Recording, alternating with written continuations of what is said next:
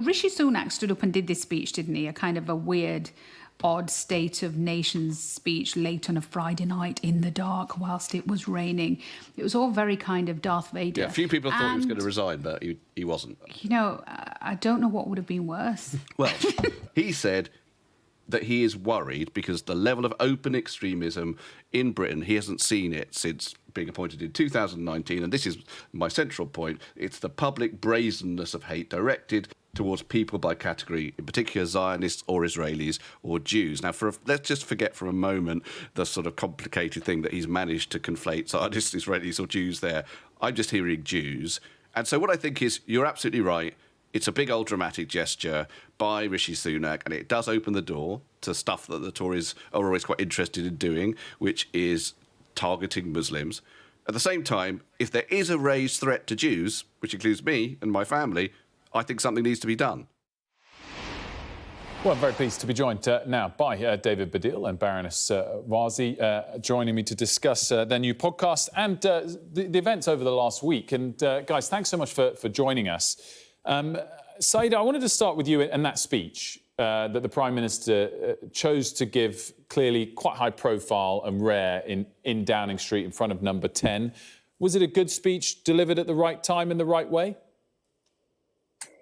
It was an odd speech delivered at an odd time in an unusual way, is probably the way I would describe it, Wilfred. And, decades of being in the political space, having sat both inside and outside policy making, it was obvious to me that this speech had been prepared a long time ago. I also know from discussions from colleagues from within government that for some time the Prime Minister had been wanting to make his Churchill-like speech. And I think, therefore, I was a little bit concerned about why this particular moment in time. It's the kind of speech which we've seen prime ministers make in the past at a moment of national crisis. And there's no doubt that there are tensions at the moment. And it's one of the reasons why David and I are doing this podcast, to create the space again to have these important and tough conversations in a compassionate and kind environment. But it certainly isn't the kind of national crisis that the Prime Minister was trying to project on that Friday evening. David, if a line had been crossed as it relates to extremism in this country, and we'll come to the definition of that word in a moment, is that really the key factor, that the Prime Minister decided to address it because lines have been crossed of late? Or do you think there was too much politicisation, as Said is suggesting? Yeah, I don't know the answer to that, Wilf, because my main issue on this podcast is not necessarily to absolutely dissect politics in the way that an ordinary pundit does on shows like this. My issue is that I'm trying to establish a space in which Jews and Muslims can talk to each other about how the news, which obviously includes Rishi Sunak's speech, impacts specifically on our communities, to give a sense of how it feels to be a Jew being talked about in terms of, like, how does extremism, however you define it, affect Jews? How does it make Jews feel? But also to listen to how Muslims might feel if they feel that this is specifically their community that is seen as being the fault of all of this, and being able to have a space where I can hear that being said. In terms of the sort of micro politics of it, it seems to me that clearly this was an attempt to make Rishi Sunak look like this sort of Winston Churchill figure. At the same time, as I just said on the podcast, it does feel like there is a raised level of threat. So it's hard to know exactly how much is drama and how much is reality. I listened to today's new episode this morning, and let's touch on a topic you go into. This definition, Saida, of the word extremism, and certainly relevant if it becomes legislated. You think that it should or shouldn't be community-specific? Yeah, because we don't make law in this country, Wilfred, which is community specific. We don't make laws that just apply to black people, or just apply to white people, or just apply to Jews, or just apply to Muslims, because that is racism. And what we do is we have a very clear principle in the United Kingdom, which is that the rule of law is applied equally. It does not have fear or favor, and that it doesn't matter who you are, from royalty down to the ordinary man on the street, you will have the law equally applied. And that is such an important British principle. It underpins everything that we do in terms of our independent judicial system.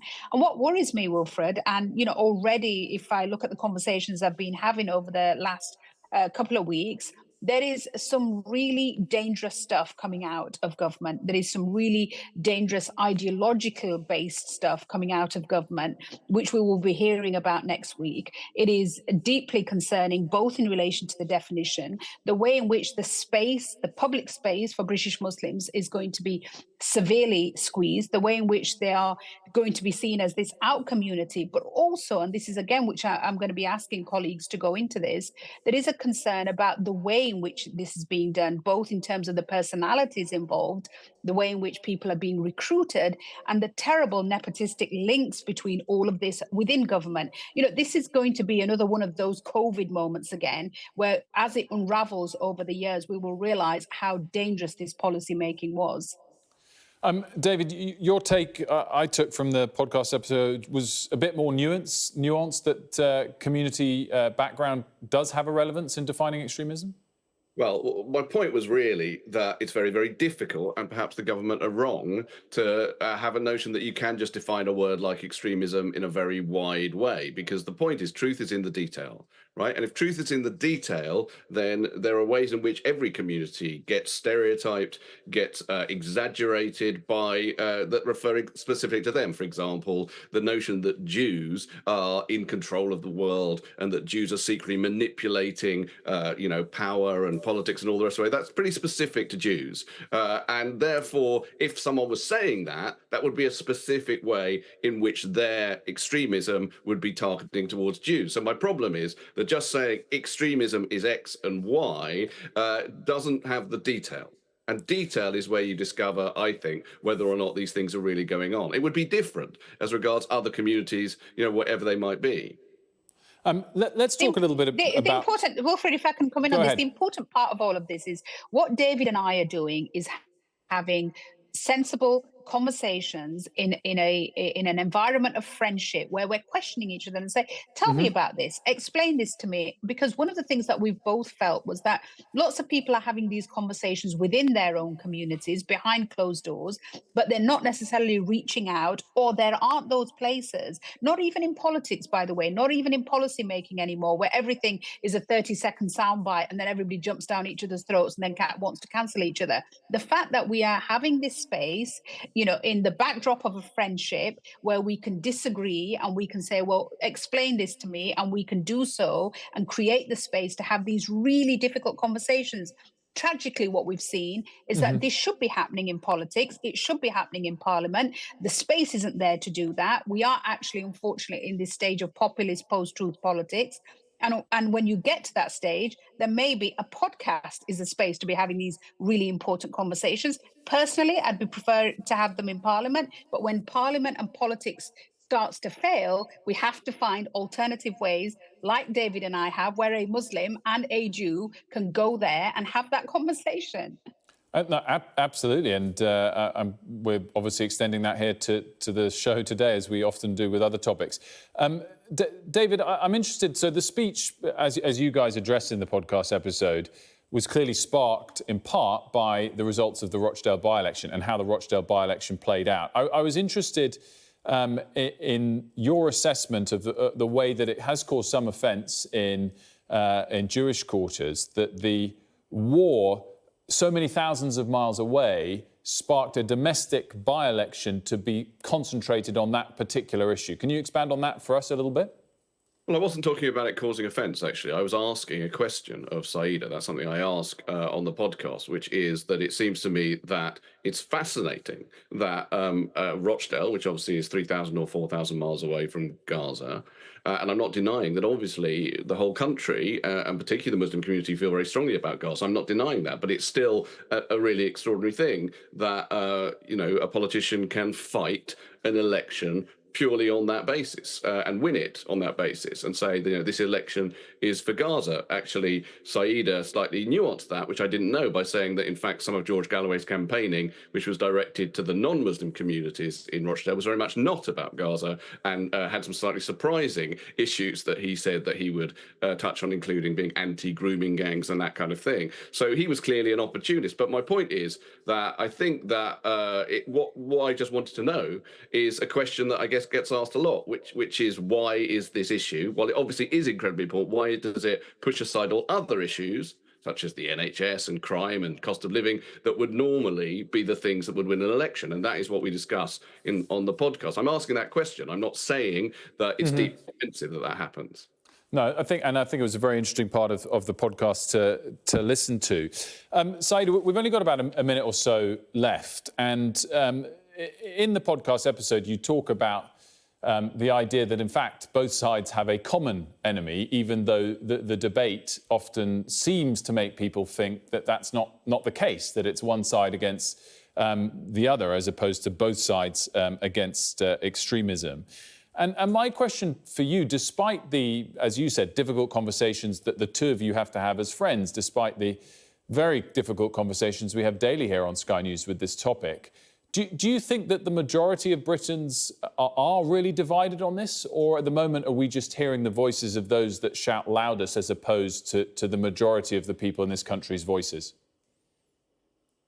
I don't know whether we're talking about what's going on in the Middle East, or whether we're talking about attitude towards communities. Sorry, Wilfred, you might want to clarify that. Yeah, the latter. Whether we're talking about anti-Semitism or Islamophobia or other aspects of extremism, it's all been very depressing at the moment, as if it's rife. And I just wondered what your take was. No, well, look, thankfully, I don't believe in the language of many of my colleagues. And I think it's really important to note the polling on this, Wilfred. Overall, 75% of Britain has positive attitudes towards Muslims, and 90% of Britain has positive attitudes towards Jewish communities. And there was a poll done earlier this week from More in Common, the organisation that was set up after the tragic terrorist murder of Joe Cox. But there is a 25% who have negative views about British Muslims, and about 10% or 11% that have negative views about British Jews. And therefore, we do have to have policies which create an environment of ease. And we do have to call out, as I keep calling out, politicians who use language which divides communities. So overall, I think we are in a positive place, and the country has embraced multiculturalism, a multi-ethnic, multi-racial space where we all get on together. And I think it's important for us to keep going back to that and focusing on it. Saida and David, thank you so much for joining us. I really appreciate it. Thank you. Thanks very much.